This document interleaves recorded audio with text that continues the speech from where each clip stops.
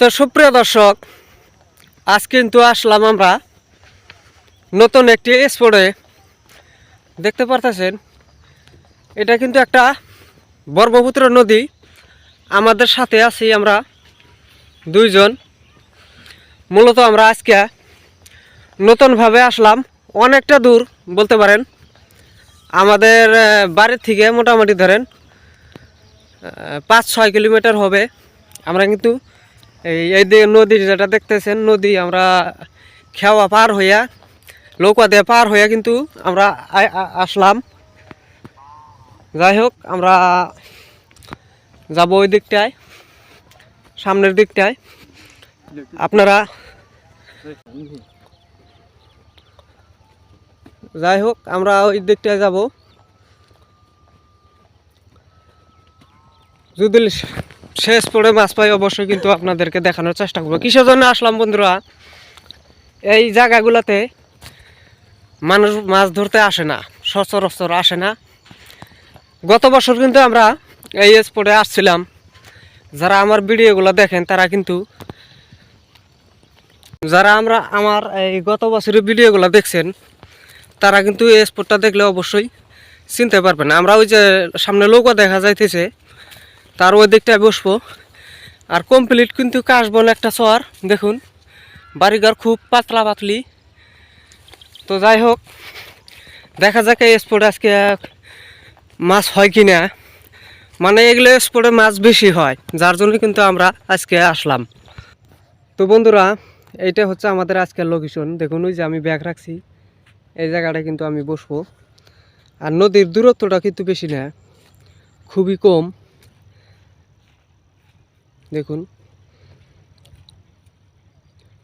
ওই দিক দিয়ে কিন্তু পানি কম, যার জন্য এই জায়গাটাও অল্প পানি কম আছে। আমি যে জায়গাটায় এখন ব্যাগ রাখছি, পানি কম হোক, রাতের বেলা যখন আমরা মাছ ধরতে আসবো তখন কিন্তু বল মাছগুলো রাতের বেলা অটোমেটিক কম পানিতে আসে। আর যেহেতু এদিকে বড় ধান গাড়ছে, এই জায়গাটায় কিন্তু বল মাছ বেশিরভাগ আদার খাওয়ার জন্য আসবে। তাই আমরা এই চান্সটা আজকে নিছি।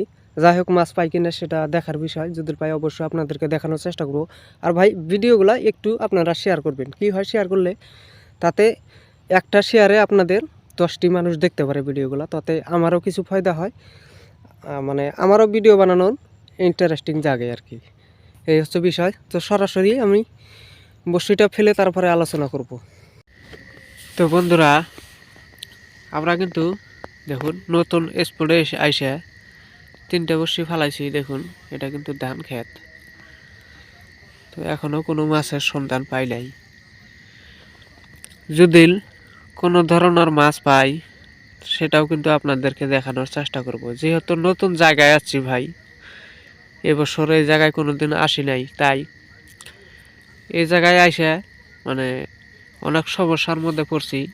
সমস্যা বলতে, এই জায়গায় পানি অনেকটাই কম। যেটা আমরা ভাবছিলাম সেটা কিন্তু নয়। আমরা ভাবছি এদিকে পানি অনেকটাই বেশি। তো আইসা যেহেতু ঠকিয়ে গেছি। যাই হোক, যদি মাছ পাই আপনাদেরকে দেখাবো। যদি না দেখাতে পারি মনে কিছু নেবেন না। ধরেন সব জায়গায় তো মাছ সব দিন পাওয়া যায় না, তাই না?